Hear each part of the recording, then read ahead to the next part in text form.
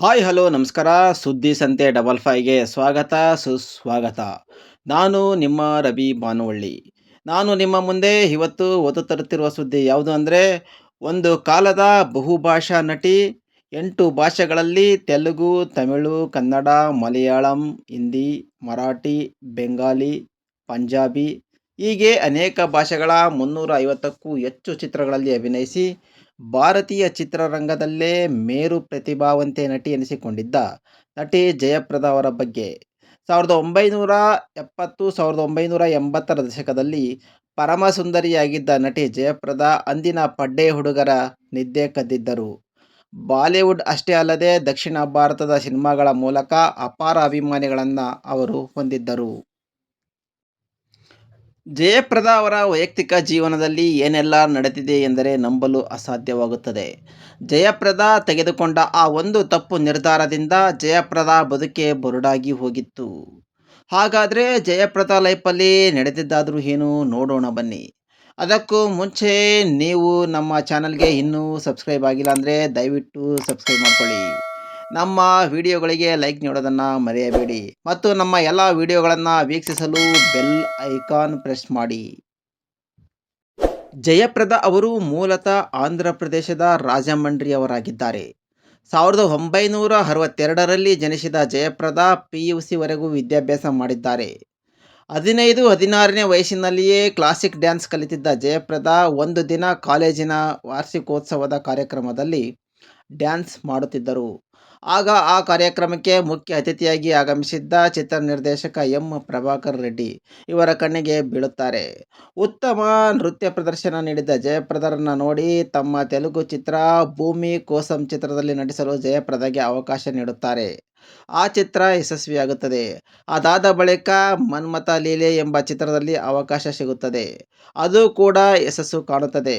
ನಂತರ ಕೆ. ಬಾಲಚಂದರ್ ನಿರ್ದೇಶನದ ಅಂತೂ ಲೇನಿ ಕಥಾ ಎಂಬ ಸಿನಿಮಾದಲ್ಲಿ ಅಭಿನಯಿಸುತ್ತಾರೆ. ಆ ಚಿತ್ರ ಭರ್ಜರಿ ಯಶಸ್ವಿಯಾಗುತ್ತದೆ.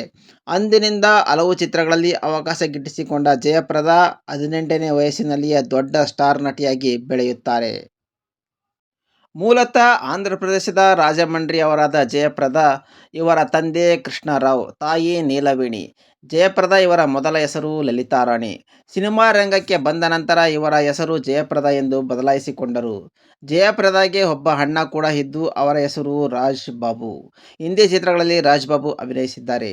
ಕನ್ನಡದಲ್ಲಿ ಜಯಪ್ರದಾ ನಟಿಸಿದ ಮೊದಲ ಚಿತ್ರ ಡಾಕ್ಟರ್ ರಾಜ್ಕುಮಾರ್ ಅಭಿನಯಿಸಿದ ಸನಾದಿ ಅಪ್ಪಣ್ಣ. ನಂತರ ರಾಜ್ ಜೊತೆ ಹುಲಿಯ ಹಾಲಿನ ಮೇವು, ಕವಿರತ್ನ ಕಾಳಿದಾಸ ಮುಂತಾದ ಚಿತ್ರಗಳಲ್ಲಿ ನಟಿಸಿದ್ದಾರೆ.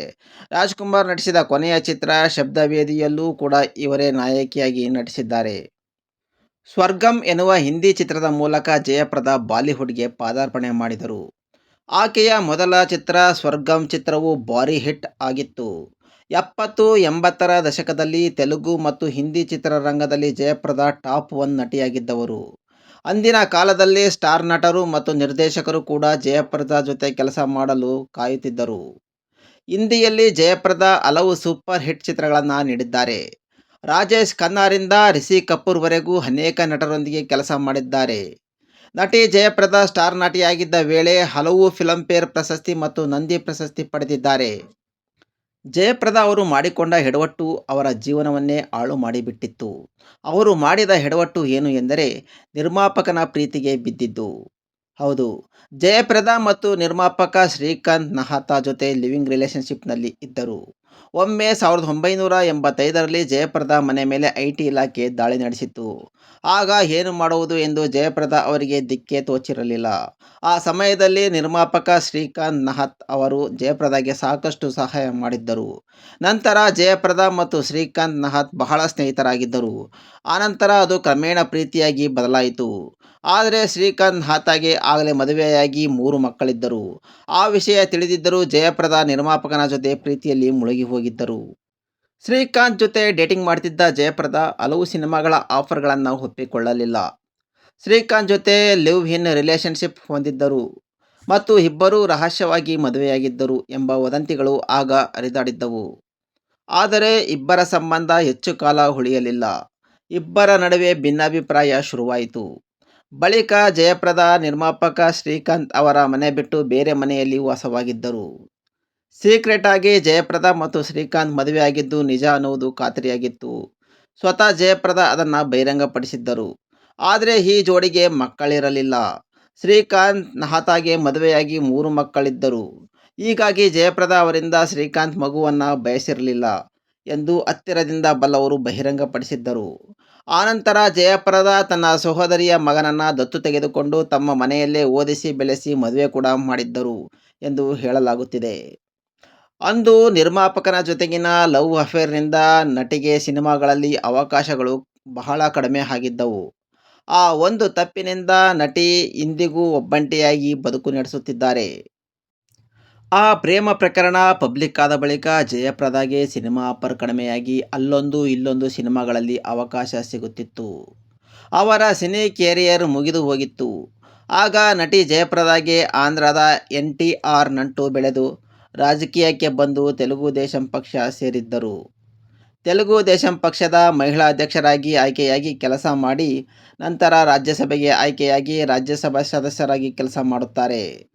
ಆನಂತರ ಆ ಪಕ್ಷ ಬಿಟ್ಟು ಸಮಾಜವಾದಿ ಪಾರ್ಟಿ ಸೇರಿ ಉತ್ತರ ಪ್ರದೇಶದ ರಾಂಪುರ್ ಲೋಕಸಭಾ ಕ್ಷೇತ್ರದಿಂದ 2004ರಿಂದ 2014ರವರೆಗೂ 2 ಬಾರಿ ಎಂಪಿಯಾಗಿ ಕೆಲಸ ಮಾಡುತ್ತಾರೆ. ಆನಂತರ 2014ರ ಚುನಾವಣೆಯಲ್ಲಿ ಸೋಲುತ್ತಾರೆ. 2019ರಲ್ಲಿ ಸಮಾಜವಾದಿ ಪಾರ್ಟಿ ಬಿಟ್ಟು ಭಾರತೀಯ ಜನತಾ ಪಾರ್ಟಿಗೆ ಸೇರುತ್ತಾರೆ. ಪ್ರಸ್ತುತ ಬಿಜೆಪಿ ಪಾರ್ಟಿಯಲ್ಲೇ ಗುರುತಿಸಿಕೊಂಡಿರುವ ಅವರಿಗೆ ಈಗ 64 ವರ್ಷ ವಯಸ್ಸು. ಒಬ್ಬಂಟಿಯಾಗಿರುವ ಜಯಪ್ರದಾ ಸಾಕಷ್ಟು ಆಸ್ತಿಪಾಸ್ತಿ ಹೊಂದಿದ್ದಾರೆ. ಸದ್ಯ ಜಯಪ್ರದಾರನ್ನ ನೋಡಿಕೊಳ್ಳಲು ದತ್ತು ಮಗ ಮತ್ತು ಸೊಸೆ ಮೊಮ್ಮಕ್ಕಳು ಇದ್ದಾರೆ. ಇದು ಜಯಪ್ರದಾ ಜೀವನದ ನೈಜ ಚಿತ್ರಣವಾಗಿತ್ತು. ಮತ್ತೆ ಮುಂದಿನ ಸುದ್ದಿಯೊಂದಿಗೆ ಭೇಟಿಯಾಗೋಣ. ನಮಸ್ಕಾರ.